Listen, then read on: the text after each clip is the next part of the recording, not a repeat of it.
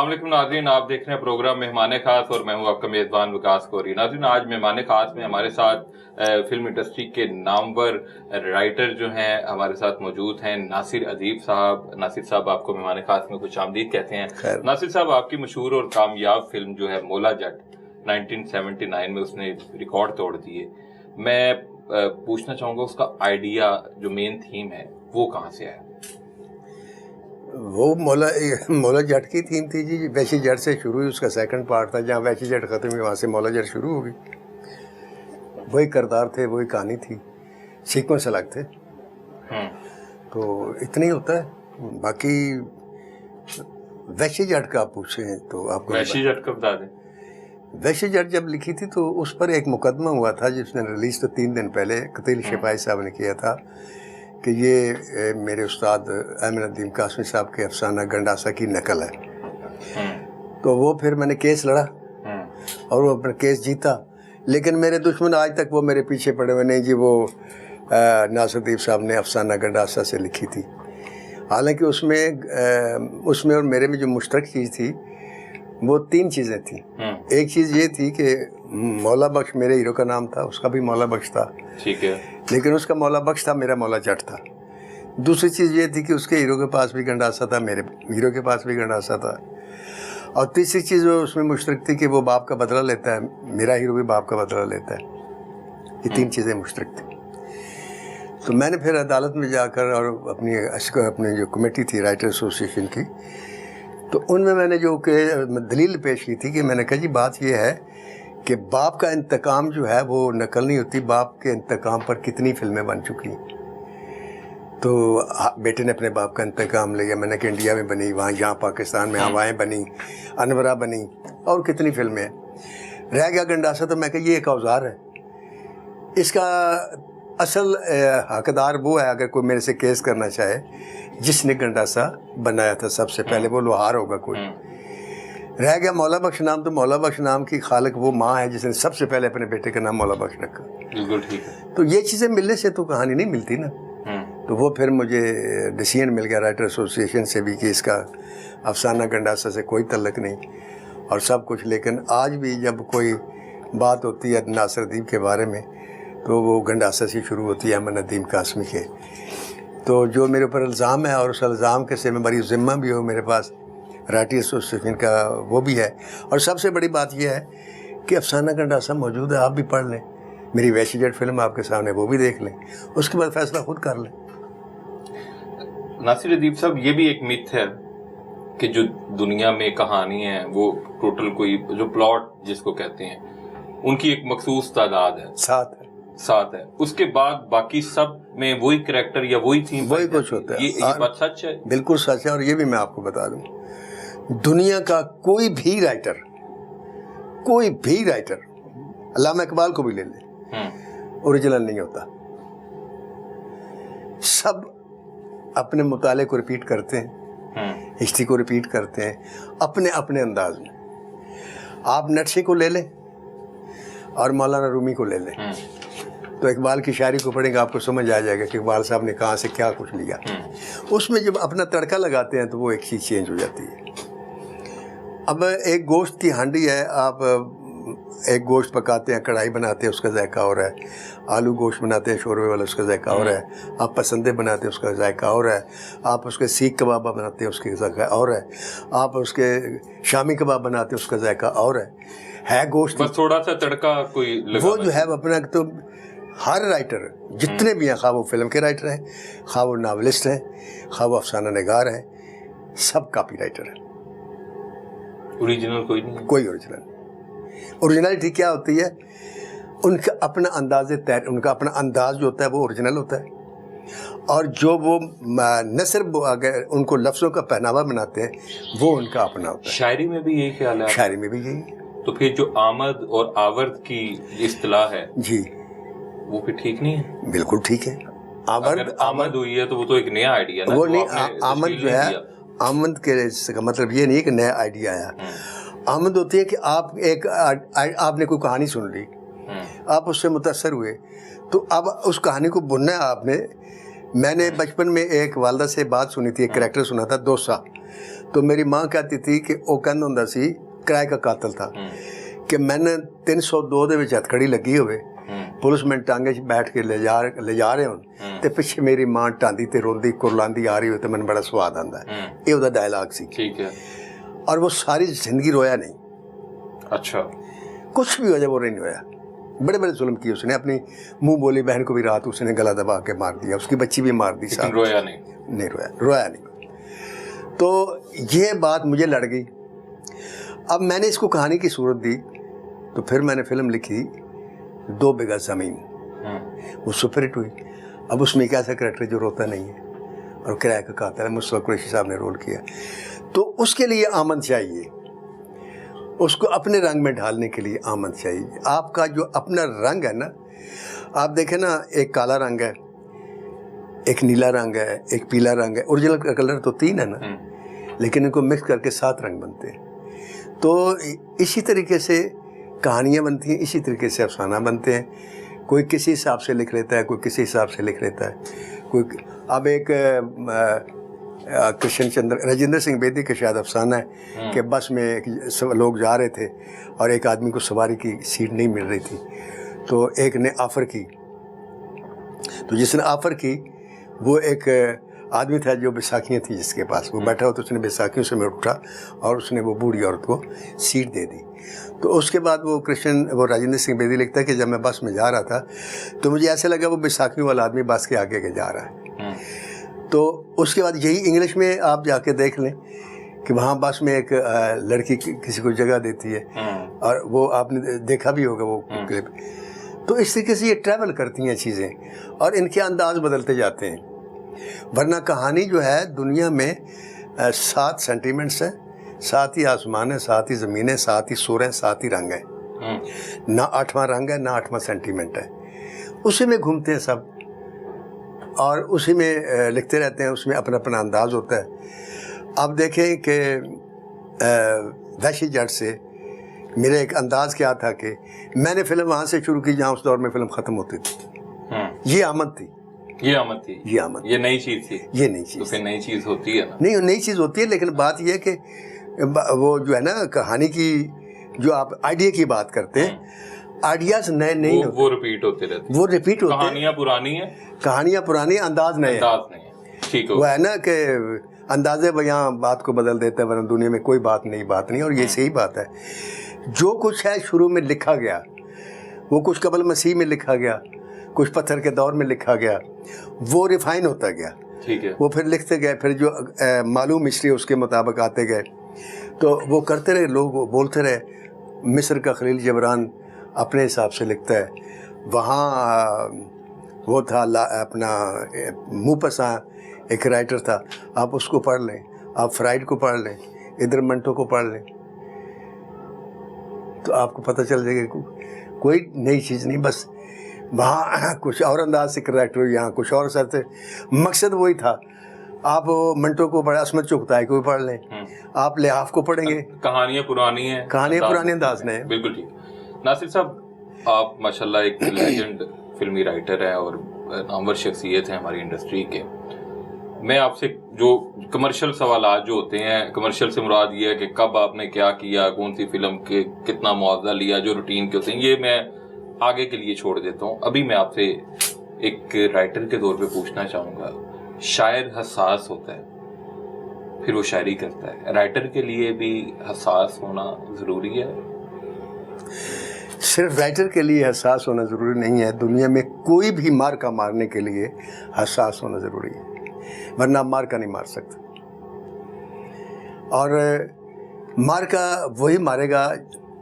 जो हसास होगा कोई चीज़ उसको हिट करेगी उसमें वो कुछ भी कर सकता है वो लड़ भी सकता है वो मर भी सकता है वो मार भी सकता है लेकिन उसके अंदर जो एहसास है और उसका जो वो हसास होना है वो बड़ा ज़रूरी है अब आर्मी के सिपाही है वो टैंक लेकर एक आदमी से लड़ने चला जाता नहीं उसके साथ उसकी कोई दुश्मनी नहीं लेकिन उसके अंदर एहसास क्या पैदा किया गया है कि जब तुम्हारे बॉर्डर की तरफ कोई आदमी बढ़ेगा तो तुमने उसे रोकना खा जान चली जाए इस एहसास के साथ वो एक रोबोट की तरह काम करता है और अपने से बड़े दुश्मन के सामने लड़ उठता है कि वो जितना उसका एहसास वो शदीद होगा उतना ही उसका रिएक्शन शदीद होगा। कि अब कर्नल शेर खान था एक करेक्टर आपके पास हमारी आर्मी में, वो अकेला आदमी था करगिल के बाद, पूरी बटालियन के साथ वो लड़ा। उसके अंदर एक एहसास था कि मैंने इनसे शिकस्त नहीं खानी।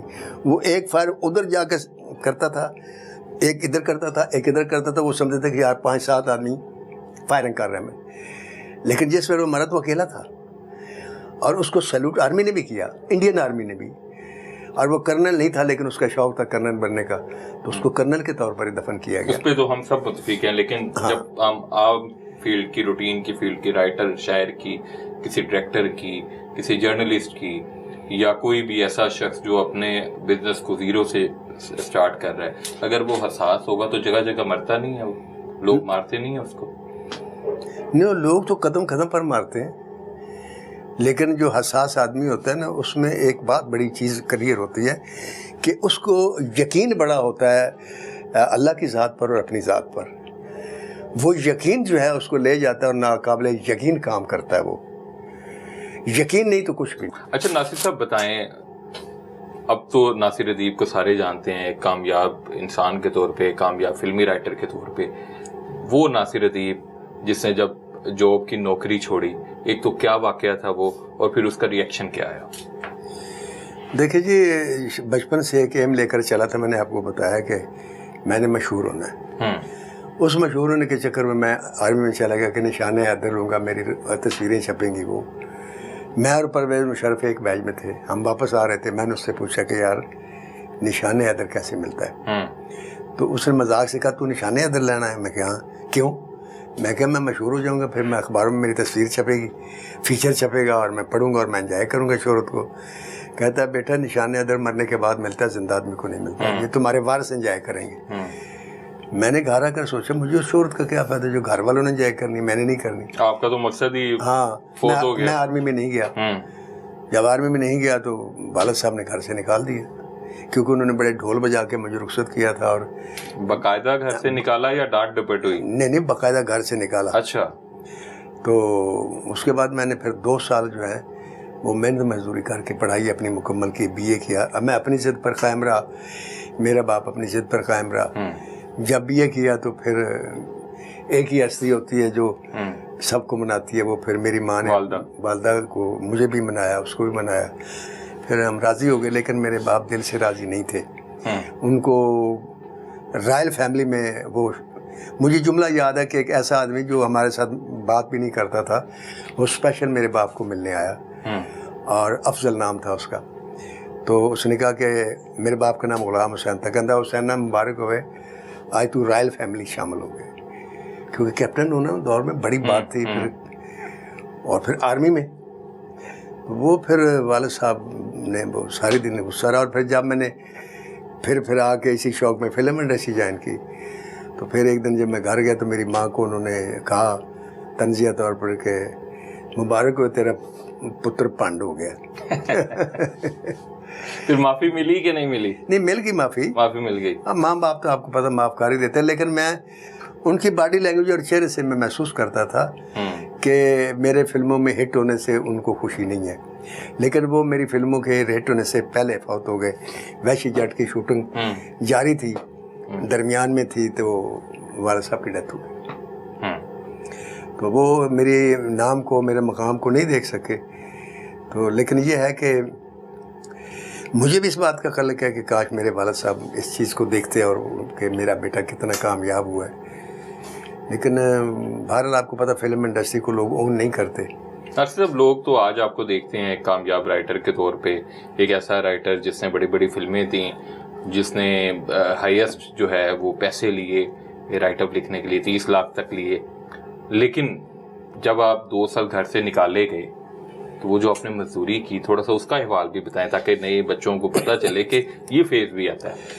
मजदूरी में सर एक तो ये था कि मैं एक वहाँ सरगोदा में एक खालिद प्रिंटिंग प्रेस था, वो एक रिसाला निकालते थे। उसमें एक मजमून हफ्ते में लिखता था, 4 मजमून लिखता था, उसके मुझे 5 रुपये महीने के मिलते थे। ठीक है।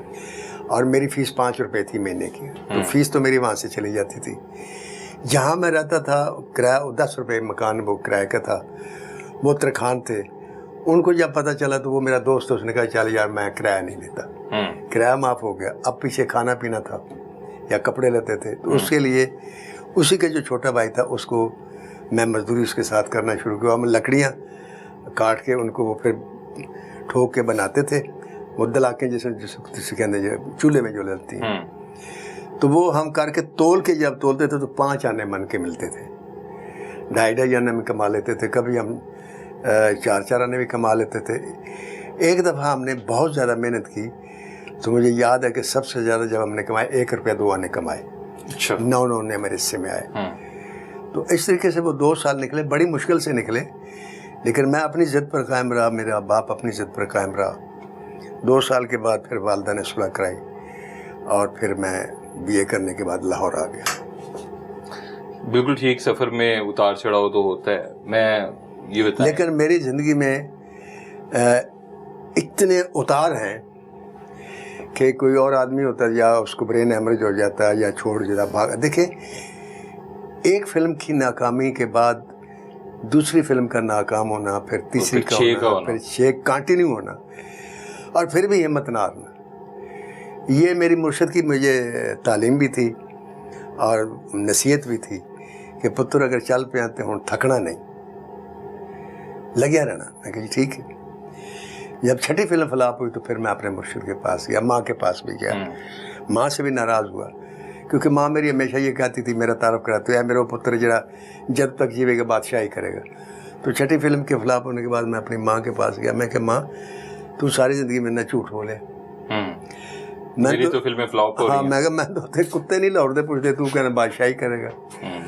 और फिर माँ भी मेरी रोई, मैं भी रोया। तो फिर वो रात में सरगी वेला सी तो उन्हें मैंने उठाया, वो कलाम पाक पढ़ रहे सन, तो अनपढ़ माँ सी मेरी, तो मैंने जगा के पूछती, पुत्र तू क्या बनना चाहना है? अब मैं ये आपको पंजाबी में ही सुनाऊंगा जो नहीं बिल्कुल ऐसे ही सुनाए। मैं कहा माँ मैं राइटर बनना चाहना।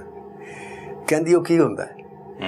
हुण मैं सोच में पड़ गया कि माँ को कैसे समझाऊँ राइटर क्या होता है। मेरी माँ तो अनपढ़ है, एक सादी खातून को, घरेलू खातून को। तो मैंने कहा माँ मैं फिल्म की कहानियाँ लिख सा, वो फिल्मां बन सन, उसते वो फिल्मां हिट हो सन, लोग वेख सन, फिर रेडियो के उत्ते तेरे पुत्र का नाम बोलेगा। कहती हला हला हला। लेकिन मुझे पता चला कि उनको फिर भी समझ नहीं आई। तो उन्होंने फिर एक जुमला बोला, कहती पुत्र जा लंघवाज, यानी चला जा। मैं नहीं पता तू क्या बनना चाहना, पर तू जो भी बनना चाहना ना पुत्र, एक दिन तू अपने कन्ना नाल सुन से कि माँ एहो जिहा पुत्र मुड़ के नहीं जम्मेगी। तो ये जुमला मैंने कई बार सुना। अच्छा, वहाँ मैं माँ की इस बात को तसल्ली समझा।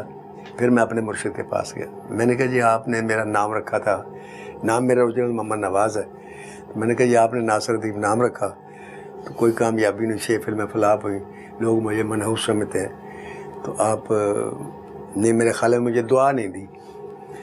तो उन्होंने कहा कि आप चले जाएं, और अगर अब भी फिल्म नाकाम हो तो आपने मेरे पास नहीं आना, किसको ये भी नहीं बताना कि तुम मेरे मुरीद हो। फिर मैंने कहा जी मैं वापस आई। पहली फिल्म वैसी जट लगी, सुपरहिट, दूजी लगी तूफान सुपरहिट, तीसरी लगी आखिरी मैदान सुपरहिट, चौथी लगी लाहौरी बादशाह सुपरहिट, 5वीं लगी जग्गा गुजर सुपरहिट, 6वीं लगी राजू रकट सुपरहिट। 6 फिल्में डेड फ्लॉप्स ते 6 ही फिल्में सुपरहिट। दुआ लग गई फिर बस फिर ऐसी दुआ लगी कि अल्लाह मान अल्लाह फीस। आज अब का जो नासिर अदीब है वो क्या सोचता है, इंडस्ट्री के लिए अपना हक अदा कर दिया या अभी भी कुछ करना बाकी है? देखिए जी, मैं वाहिद राइटर हूँ जिसने आज से 7-8 साल पहले प्रेस क्लब में तकरीर की थी और ये कहा था कि कोई प्रोड्यूसर अगर फिल्म बनाता है पाकिस्तान फिल्म इंडस्ट्री में, मेरे पास आ जाए, जो भी पहले आएगा मैं उसकी कहानी फ्री लिखूँगा। तो चौधरी याकूब नाम के एक प्रोड्यूसर अभी जिंदा है, वो मैं दूसरे दिन मेरे घर आ गई जी मेरी कहानी लिख दो। मैं कही ठीक है। और कहता है तुझे यह क्या सी कि मैं पैसे नहीं लूँगा। मैं क्या बिल्कुल किया था। उन्होंने कोई पैसे नहीं दिए, मैंने कहानी लिख दी। मेरे से एक आदमी ने पूछा कि तेन उहदे की मिले? मैं क्या मुझे लोगों की दुआएं मिली। वो 3-4 हज़ार लोग जिनकी रोटी चल गई इस फिल्म से, वही मेरी कमाई है। नासिर अदीब राइटर तो हैं, रूहानियत की तरफ भी माइल हैं?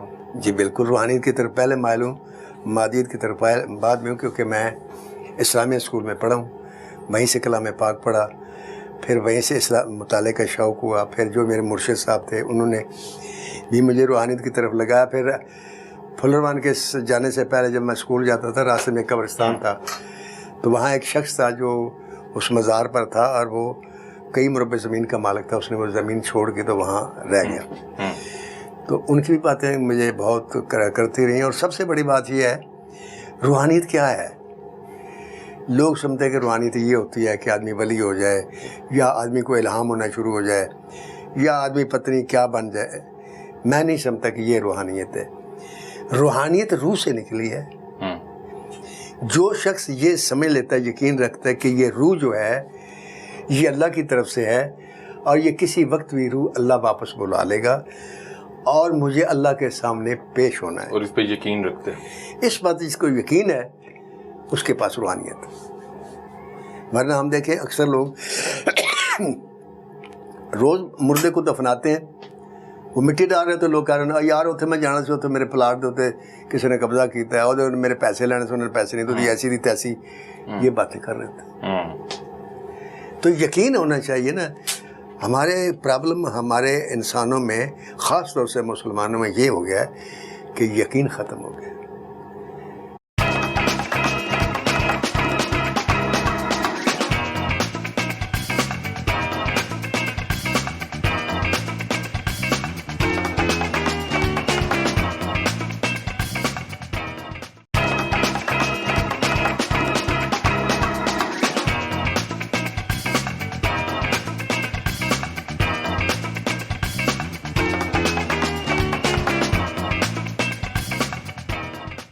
वेलकम बैक नाज़रीन। हम नासिर अदीब साहब के साथ उनके ऑफिस आए हैं और यहाँ पर ये एक नए प्रोजेक्ट के लिए जो है स्क्रिप्ट लिख रहे हैं। नासिर साहब माशाल्लाह आप एक नए प्रोजेक्ट पर काम कर रहे हैं, तो कुछ इस प्रोजेक्ट के बारे में बताइएगा। इस प्रोजेक्ट के बारे में मैं तो नहीं बता सकता, आखिर में मेरे ख्याल में आप फैसला तो आवाम ही करेंगे, लेकिन कोशिश मैंने ये की है कि नई पौध जो आजकल चाह रही है, क्योंकि आपको पता है कि आज का जो व्यूअर है वो एजुकेटेड हो गया है, उसके हाथ में रिमोट है, 84 चैनल उसके सामने है, जो नहीं पसंद आता आगे कर देता है। यही वजह है कि हमारी फिल्में जुमे को या जुमेरात को लगती हैं, 2-3 दिन के बाद ऑडियंस आने बंद हो जाते हैं, क्योंकि वो दौर की फ़िल्म बना लो तो लोग ज़रूर देखेंगे, ख़त्म हो गया। अब किसी आदमी को हाल में लाने के लिए 2 घंटे 3 घंटे से लेकर 5 घंटे तक उसका टाइम लगता है। 1000 रुपये का टिकट होता है, 1000 रुपये की एंटरटेनमेंट होती है, एक आदमी 2 से 2500 में फ़िल्म देखता है। तो इसके लिए बहुत अच्छा कंटेंट होगा आपके पास तो लोग आएंगे, वरना पहले शो के बाद लोग वापस चले जाते हैं। तो कोशिश की है कि स्क्रीन को इस तरीके से सजाया जाए, स्क्रिप्ट ऐसा लिया जाए, ऐसा आइडिया हो जिसे लोग देखना पसंद करें। ये कोशिश की है मैंने, और ये कोशिश मेरी अपनी हर फिल्म में होती है। वैश्य जट से लेकर the legend of Maula Jatt तक रिकॉर्ड मेरा आपके सामने। नासिर साहब मुझे बताइए कि अब जो नई नस्ल है या नई पौध जिसको हम कहते हैं, वो किस किस्म का कंटेंट देखना चाहती है? हमने देखा कि एक दौर था पंजाबी फिल्में चला करती थी, लोग जो हैं बड़े शौक़ से पंजाब के लोग स्पेशली जाके देखा करते थे। सुल्तान राही की अगर बात करें तो वो गुज़िश्ता दिनों में गवर्नर जीबी का इंटरव्यू कर रहा था, तो उन लैंग्वेज बैरियर के बावजूद वो सुल्तान राही उनका फेवरेट था और लोग शूटिंग्स देखने आया करते थे। अब जो नई नस्ल है उसको क्या आइडिया जो है वो उसको इंस्पायर करता है कि वो सिनेमा जाए? देखिए, इस सिलसिले में मेरा मानना ये है कि ऑडियंस का कोई ट्रेंड नहीं होता, ट्रेंड हमारे पास होता है, ट्रेंड हम सेट करते हैं। उसके लिए जो एतमाद और कॉन्फिडेंस डायरेक्टर राइटर को चाहिए वो इस वक्त थोड़ा कम है। उसकी वजह यह है कि ओवरऑल मुल्क के अंदर एक डिप्रेशन है, हर अदारा जो है वो डिक्लाइन हो रहा है, और हर आदमी अपने घर से जब चलता है तो कुछ डिप्रेशन लेकर चलता है। तो उसकी सोच पर जो डिप्रेशन का साया है ना, आपको पता है कि साया तो अगर दरख्त पर आ जाए तो दरख्त भी उगना जो है ना वो बंद कर देता है, उसकी बढ़ोतरी बंद हो जाती है। तो जब तक ये डिप्रेशन रहेगा तब तक मैं नहीं समझता कि पाकिस्तान फिल्म में से या कोई भी हमारा अदारा जो है वो आगे को जाएगा, नहीं जा सकेगा।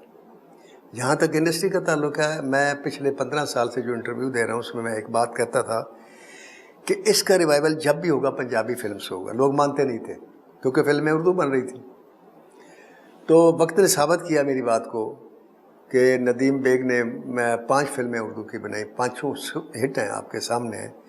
जवानी फिर नहीं आनी है, जवानी फिर नहीं 2 है, मैं पंजाब नहीं जाऊंगी, मैं लंदन नहीं जाऊंगा, फिर लव गुरु भी उनकी फिल्म अच्छी गई। लेकिन आप देखें कि फिल्में वहाँ हिट होती रही, लेकिन पाइपलाइन में फिल्में बनना बंद हो गई। कभी किसी ने नहीं सोचा। और अगर कोई फिल्म हिट हुई इन 20 सालों में, जिसे एक्चुअल हिट आप कह सकते हैं, जिसने ट्रेंड सारे चेंज कर दिए, वो थी Punjabi film the legend of Maula Jatt, जिसके बिजनेस का रिकॉर्ड भी आपके सामने है। शायद ही कोई फिल्म आएगी जो एक सनमे में 50 करोड़ रुपए से ज़्यादा बिजनेस करे। लेजेंड ऑफ मौला जट ने के सनमे में 50 करोड़ से ज़्यादा बिजनेस किया, और उसके नतीजे में 5 फिल्में, 5 स्क्रिप्ट मैं पंजाबी के लिख चुका हूँ। लेकिन उर्दू फिल्म हिट हुई तो मैं नहीं समझता कि वहाँ इस किस्म की 5 फिल्में शुरू होंगी। और अब मैं फिर रिपीट कर रहा हूँ इसको, इंडस्ट्री का रिवाइवल तब होगा जब भी होगा पंजाबी फिल्म से होगा। आपने बताया कि आप 5 पंजाबी स्क्रिप्ट जो हैं वो लिख चुके हैं। जो आपने पहला स्क्रिप्ट लिखा था उसका आपने कितना मुआवजा लिया था, और जो अब आप स्क्रिप्ट लिखते हैं तो उसका अगर आप बताना चाहें कितना मुआवजा लेते हैं? पहले स्क्रिप्ट से मुराद आपके जो मेरी पहली फिल्म थी जी। उसका मुआवजा तो मुझे बगैर मांगे 4000 रुपये मिला था, और अब मैं 30 लाख रुपए से कम नहीं लेता। 30 लाख रुपए से कम नहीं लेता। 30 लाख रुपए? जी। इतने में तो पूरी फिल्म वो बना लेते हैं आजकल पाकिस्तान के जो दूसरे फिल्म तो आजकल वो कुछ एक डायरेक्टर ऐसे भी हैं जो कहते हैं जी मैं 10 लाख में फिल्म बना लेता हूँ, लेकिन वो जो फिल्म बनती है इतने पैसों में, वो जितने पैसे लगाते हैं, जितने लाख लगाते हैं, मसलन 10 लाख अगर लगाते हैं तो 10 दिन नहीं चलती। क्योंकि अब जो माहौल बन गया ना आपके सामने है, तो तबके रह गए पाकिस्तान में सिर्फ 2। जिस दौर में इंडस्ट्री अरूज पर थी उस वक्त पाकिस्तान में तबके थे 3। एक गरीब और मजदूर तबका था, एक अमीर तबका था, एक मुतवस्सित तबका था। गरीब इतना गरीब नहीं था कि भीख मांगने पर मजबूर हो जाए, मुतवस्सित तबका इतना अमीर नहीं था कि गरीब को नज़रअंदाज कर सके, और अमीर इतना अमीर नहीं था कि वो हर एक को ख़रीद सके। अब अमीर इतना अमीर हो गया कि हर एक को ख़रीद सकता है, गरीब इतना गरीब हो गया कि वो बिकने के लिए हर वक्त तैयार है। मुतवस्सित तबका ख़त्म हो गया बीच में से। जिस कौम में से मुतवस्सित तबका ख़त्म हो जाए वो कौम कभी आगे नहीं जाती, आहिस्ता आहिस्ता मिट जाती है, क्योंकि मुतवस्सित तबका एक पुल होता है गरीब और अमीर के दरमियान, क्लैश को रोकता है। ये पुल टूट जाता है, अब ये पुल आहिस्ता आहिस्ता मुनहदम हो रहा है। अगर खुदा न खास्ता ये टूट गया, पीछे तबके रह जाएंगे सिर्फ 2, एक रह जाएगा गरीब और एक रह जाएगा अमीर। उसके बाद क्लैश होता है। उसको आप इनकलाब भी कह सकते हैं, उसको आप बगावत भी कह सकते हैं, उसको आप बर्बादी भी कह सकते हैं। अल्लाह हमारे मुल्क को उससे बचाए। अब मैं जो ये बात की ना कि सिर्फ 2 तबके रह गए, अब फिल्म गरीब नहीं चलेगी।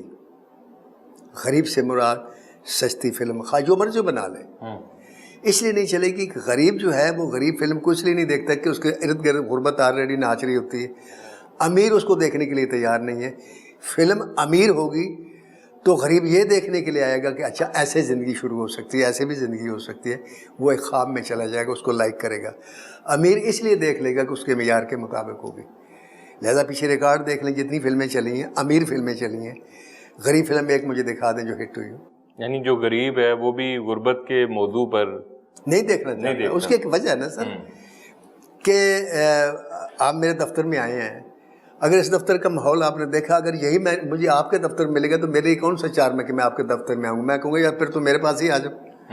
यही बैठ जाते हैं, थड़े पर ही बैठना है तो थड़े पर बैठ जाते हैं। मेरी ख्वाहिश होगी कि मैं किसी ऐसे दफ्तर में जाऊँ जहाँ मैं जाऊँ तो मुझे पता चले यार मैं किसी एग्जेक्टिव क्लास में आ गया हूँ। वो मेरे लिए एक चार्म होगा। तो वैसे भी जो फिल्म है, फिल्म वो नहीं होती कि ज़िंदगी ऐसी है।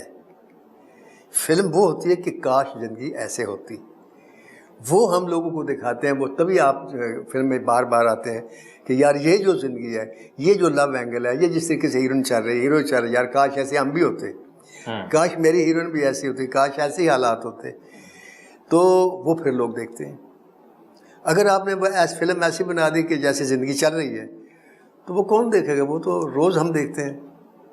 अब भूखा रोना, महंगाई है, ये है वो है, ये चीज़ें अब नहीं चलती। हर एक को पता है सोशल मीडिया का दौर है, महंगाई कहाँ है, ये कहाँ है, गुर्बत कहाँ है, चीज़ें बिकती कहाँ है, करप्शन कहाँ है। पहले चोरी छुपे होता था, अच्छा ऐसे भी है, ये भी होता है, ये होता था। अब ये नहीं है। अब हम जब बता यार मुझे पता है, हर आदमी जानता है। उस आदमी को चौंकाने के लिए आपको अदरवाइज स्क्रिप्ट लाना पड़ेगा, और वो अदरवाइज स्क्रिप्ट जो लाने के लिए आपको सबसे पहले डिप्रेशन ख़त्म करना पड़ेगा।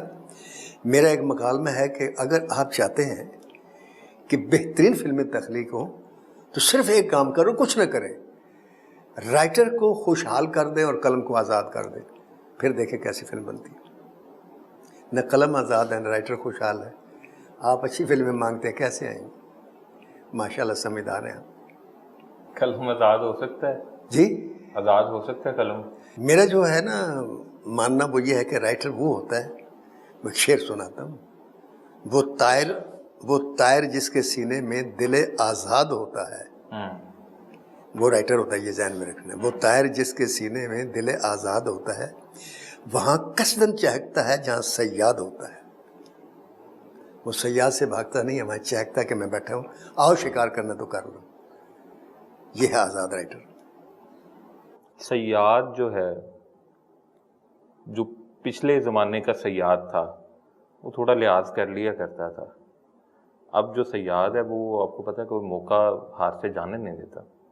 वो मौका उसमें भी बर्दाश्त कम होगी। नहीं, वो बिल्कुल ठीक है, उसकी एक वजह है।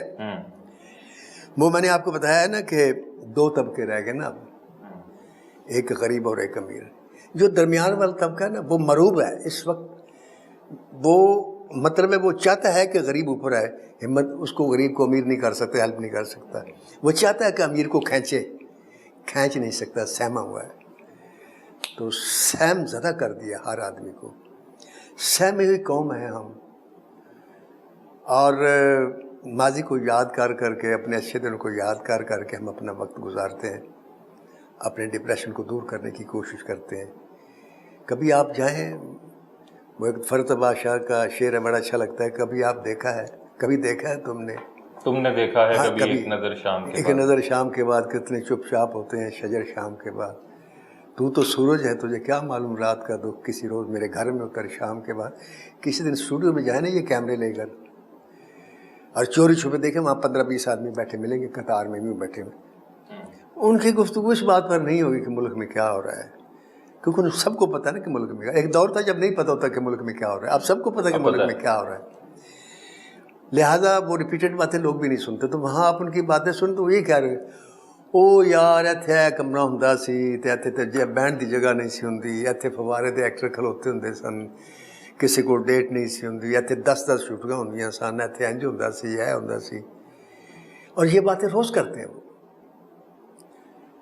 आप यकीन करें, मैं आपको अपनी बात बताता हूँ कि मुझे एक डायरेक्टर जो था वो सुबह आया मेरे पास, मुझे लेके रिक्शे में उठा के आया। वो रिक्शे में का किराया देने लगा, उसने कहा आप दफ्तर चले, मैं रिक्शे किराया देगा। तो रिक्शे किराया दे रहा, मैं आगे चला हूँ। उसके बाद वो सारा दिन मुझे ढूंढता रहा, मैं नहीं मिला उसे। और मुझे सूदी बाट ने पकड़ा, कमरे बंद कर बाहर से ताला लगा दिया, कहना मेरा काम कर ले। ये दौर था। एक वक्त में 54 फिल्म का मैं राइटर था, 54 फिल्म का, और किसी की शूटिंग कैंसिल नहीं हुई। वो लोग उस दौर को याद करते हैं और फिर उदासियाँ लेकर फिर शाम को घर वापस चले जाते हैं। जो आपने ये इसको अलमिया कहूँगा, एक अलमिया का जिक्र किया है आपने कि एक दौर में इतनी रौनक थी, 50-55 फिल्में एक वक्त में पिक्चराइज हो रही थी, आप उसका स्क्रिप्ट लिख रहे थे। अब उदासियाँ हैं और तन्हाइयाँ हैं। बाहर का तो आपने बता दिया कि एक घुटन का माहौल है, एक दबाव का माहौल है। इंडस्ट्री के अपने लोग भी थे जो इस तबाही में बराबर के जिम्मेदार थे। ये कहा जाता है कि कोई कहता है फलां ने बर्बाद कर दिया इंडस्ट्री को, फलां ने बर्बाद कर दिया, ये कर दिया। आप मुझे एक बात बताएं, आप एक घर में रहते हैं जहाँ आपके बच्चे भी रहते हैं, आप चाहेंगे कि आप अपने घर को गिरा दें? चाहेंगे आप? नहीं चाहूँगा। जब भी छत होगी आप फ़ौरन उसको ठीक करने की कोशिश करेंगे, जहाँ से कोई सुराख होगा ठीक करने की कोशिश करेंगे। कैसे हो सकता है कि इंडस्ट्री के लोगों ने इंडस्ट्री को गरक किया हो या इंडस्ट्री को बर्बाद किया हो? अपनी पसंद नापसंद की ये सन्नी नहीं है, ऐसी कोई बात मेरिट। ये सब बकवास है। बात ये है कि इंडस्ट्री हमारी पाकिस्तान फिल्म इंडस्ट्री का अलमिया असल ये है कि इसको ओन ही नहीं किया किसी ने। ये एक मतरूका जायदाद थी हिंदुओं की, इसके मूजद वो थे। जी नाज़रीन, यहाँ पर लेंगे शॉर्ट ब्रेक, कहीं ना जाइएगा।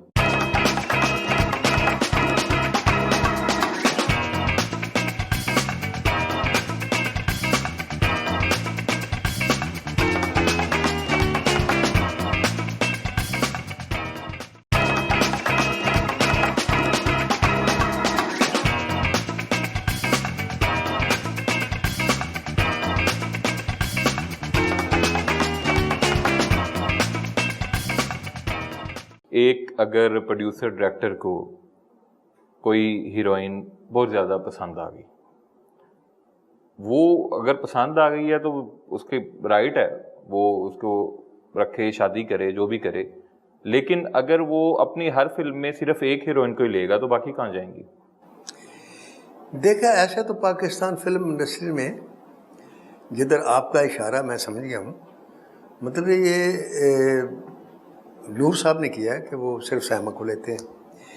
लेकिन बात यह है, आप उन पर इतराज़ नहीं कर सकते। वो अगर सैमा को लेते हैं तो पहली बात तो यह है कि सैमा आर्टिस्ट है, यानी वो ऐसी लड़की नहीं कि जिसको लेते हैं तो कोई उसको, बाकी आर्टिस्ट नहीं है, नहीं है आर्टिस्ट। लेकिन बात एक आदमी की लैकिंग है, वो उसी को लेता है। वो जो इतराज़ करते हैं वो किसी और हीरोइन को लेकर क्यों नहीं आते? मैं तो एज अ व्यूअर कह रहा हूँ। देखे ना आप तो नहीं, आप बतौर मैंने एक पाकिस्तानी हीरो के साथ मैंने इंटरव्यू किया, हैदर सुल्तान, मैं नाम लेता हूँ।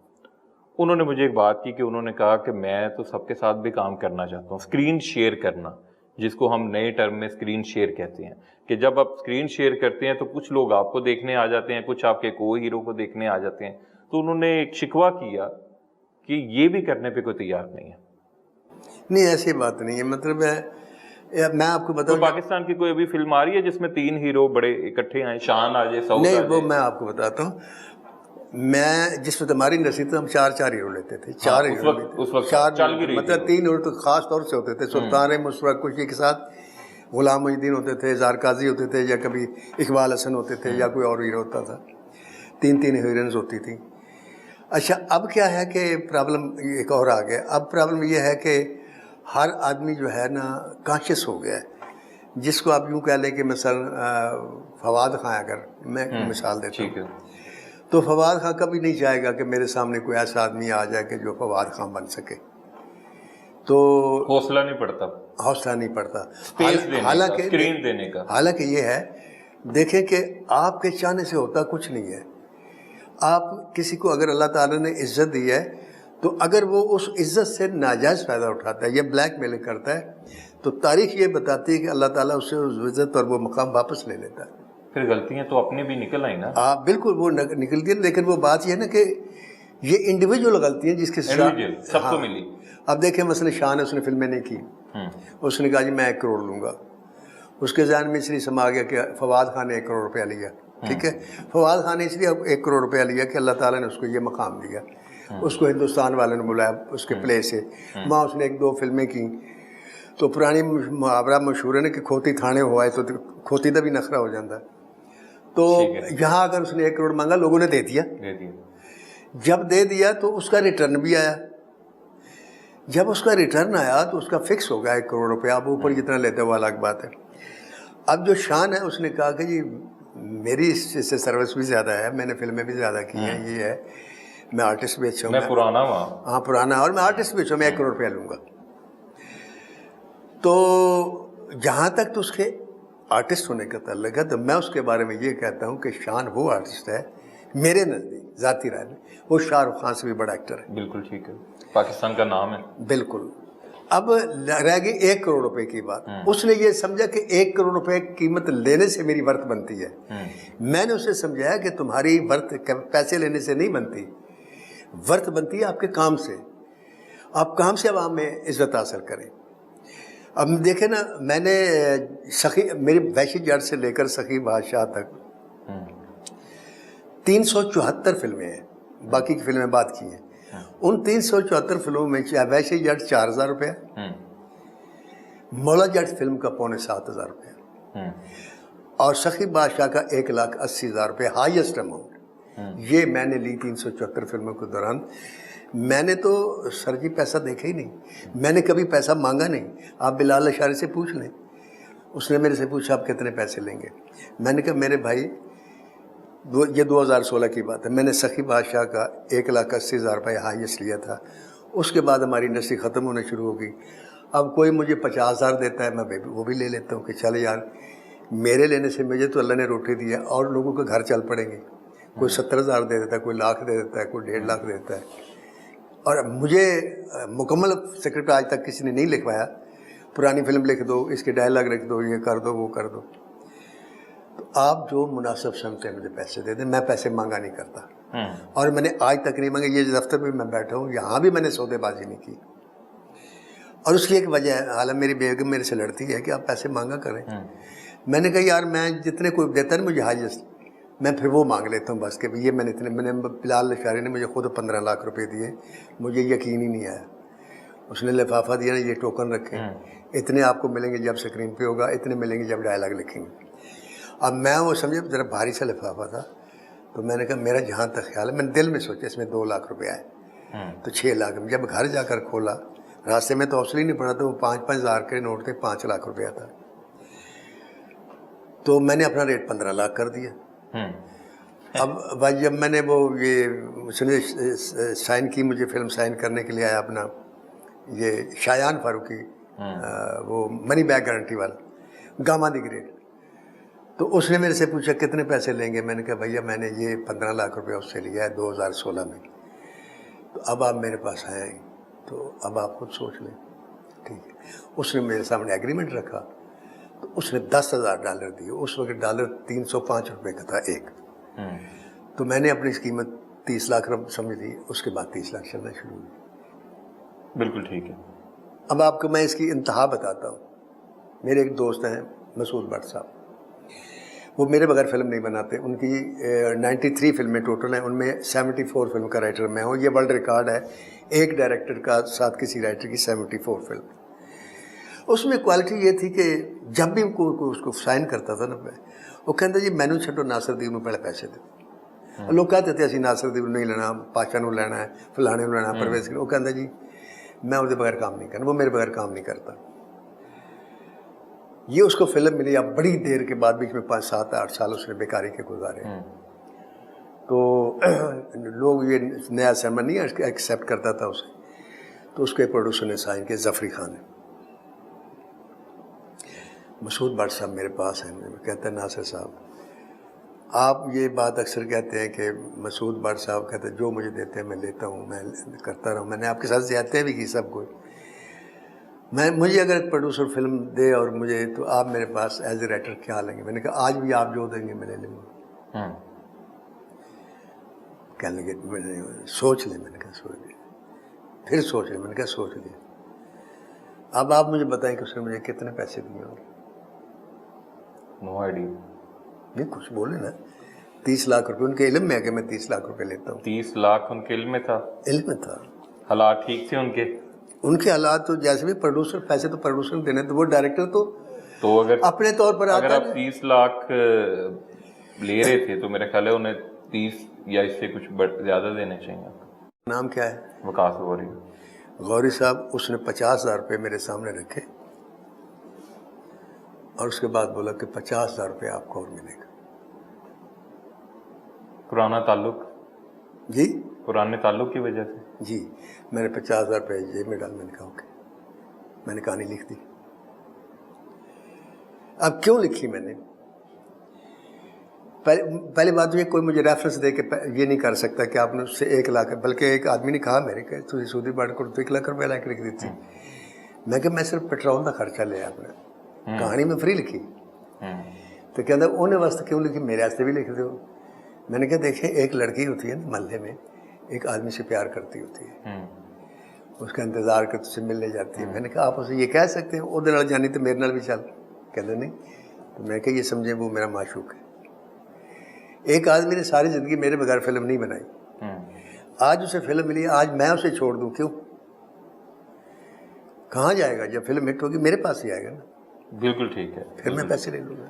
हीरोज़ की हमने बात की, हीरोइंस की बात कर लेती हैं। रीमा, मीरा, इसके अलावा एक और थी निर्मा, नरगस भी थी, निर्मा भी थी, नरगिस लैला भी भी थी। इनका प्रोफेशनलिज्म किस तरह था? जैसे शान का तो आपने बता दिया, इनका क्या रोल रहा है इंडस्ट्री की बेहतरी में और उसके तनज़्ज़ुली में? देखें, हीरोइन पाकिस्तान की जहाँ तक मेरा ख्याल है ना, उसका कोई की रोल नहीं रहा कभी भी पाकिस्तान फिल्म इंडस्ट्री में, किसी भी हीरोइन का। हीरो का रहा है, मसलन सुल्तान राय का था, की रोल था। और हीरोइन कोई ऐसी नहीं थी कि मसलन वो ये कह सके कि फलां को मेरे साथ हीरो लो, फलां को ना लो। मैंने नहीं, ऐसी किसी हीरोइन को, उसकी शर्तें नहीं होती थी, कोई शर्त नहीं होती थी, क्योंकि हीरोइन के लिए इतना, हाँ ये होता था कि ख्वाहिश होती थी कि मुझे सुल्तान राय के साथ रहे। उस दौर में जब शान का दौर आया तो हीरोइन, हर हीरोइन की ख्वाहिश थी मेरे साथ शान हो। लेकिन लोग इग्नोर करते थे, कोई ऐसा कभी मैंने नहीं देखा किसी की शर्त मानी गई हो। क्योंकि पाकिस्तान फिल्म इंडस्ट्री मेरे हिसाब से किसी भी हीरो ने जो अगर मकाम पाया है तो किसी न किसी के शाने पर सर रख कर पाया, वैसे नहीं पाया। उसके बगैर मकाम नहीं मिला? नहीं, मतलब काम मिला, लेकिन ऐसे तुझे फिल्म दी थी, चल इसको ले ले और इसको ले ले, मैं नहीं लेंदा, ओके। लेकिन वो कि जब हीरोइन को पता होता था कि जिस आदमी के शाने पर मैंने सर रखा है, इसकी फिल्म शुरू होगी तो मैंने तो होनी ही होना है, और वो होती थी, फिर उसका मकाम भी बना। अब आप हिस्ट्री उठा कर देख लें, नगमा थी उनके पीछे, असलम ईरानी साहब थे, रानी बेगम थी उनके पीछे, हसन तारक साहब थे, साइमा उनके पीछे आपको पता ही कौन है, रीमा थी उनके पीछे, मसूद भट्ट साहब थे, नरगिस के पीछे मैं था। लेकिन मेरे शाने पर असर नहीं था, ये ज़हन में रखें। तो आप बेगम से डर रहे हैं ना? नहीं, मैं बेगम से नहीं डरता। बेगम मेरी बड़ी अच्छी तरह मुझे जानती है। आप रिपोर्टर हैं, सारा कुछ जानते हैं। मुझे एक सेकंडल दिखा दे मेरा। मेरे इसके अलावा मज़ीद, हाँ, मेरे उनके नाम ले रहे थे आप? मेरे उनके साथ ताल्लुकात बहुत अच्छे हैं। उनके अच्छा, प्रोफेशनल था तो बाकियों का भी प्रोफेशनल होगा फिर? नहीं, अच्छा, बाकियों का नहीं, बाकी का प्रोफेशन नहीं था। और क्योंकि नरगिस मेरी हर फिल्म नहीं होती थी और मैं उसको तीसरे दर्जे पे रखता था। पहले दर्जे पे अंजुमन होती थी, फिर साइमा और फिर नरगिस, या रीमा और उसके बाद नरगिस, या साइमा और उसके बाद नरगिस। तो लेकिन उसने अपना मकाम बनाया, जैसे भी था वो आर्टिस्ट, डांसर बहुत अच्छी थी, अल्लाह ने उसको इज्जत दी। बिल्कुल ठीक। अब ऐसी बात नहीं है। लेकिन एक चीज़ है कि अगर आज भी किसी फिल्म में 3 हीरोज इकट्ठे आ जाएं तो लोग आ जाएंगे देखने। बिल्कुल, अगर ये अपनी जिद तोड़ दें तो, अगर ये जिद छोड़ दें तो लोग ज़्यादा आएंगे, क्योंकि ये सारे जाएंगे कि मैं शान को देखूंगा, अब फवाद खान को देखूंगा। मैंने एक फिल्म लिख कर दी थी इसको, सलमान भट्ट को, जो ये बना रहे हैं, अब शान ही डायरेक्टर है, मीरा की फिल्म है, सैको की पत्नी क्या नाम है। तो मैंने सलमान भट्ट को एक ऑफर दी थी, मैंने एक स्क्रिप्ट सुनाया था, मैंने कहा ये स्क्रिप्ट लें, फवाद खान को लें और शान को लें, और फिल्म का नाम रखे टक्कर। एक तरफ शान खड़ा और एक तरफ वो खड़ा, ऊपर और टक्कर। मैंने कहा आप दूसरा इश्तिहार देने की ज़रूरत नहीं, लोगों को इंतज़ार होगा इस फिल्म का कि शान ने क्या किया और फवाद खान ने क्या किया। बिल्कुल ठीक है। लेकिन वो फिर वही बात है ना। फिर जी नाज़रीन, आज मेहमान खास में हमने नासिर अदीब के साथ तफसीली गुफ्तगू की, इंडस्ट्री के अरूज और ज़वाल की दास्तान खुद इनसे सुनी, और ये हल भी निकाला कि अगर इंडस्ट्री के लोग आज भी अपनी अना और ज़िद को छोड़ें और एक दूसरे के साथ स्क्रीन शेयर करने के लिए तैयार हो जाएं तो ये इंडस्ट्री दोबारा अपने पैरों पे खड़ी हो सकती है। वकास गौरी को इजाज़त दीजिए, आइंदा हफ्ते मज़ीद किसी अहम शख्सियत के साथ हाजिर होऊंगा, तब तक के लिए अल्लाह हाफिज़।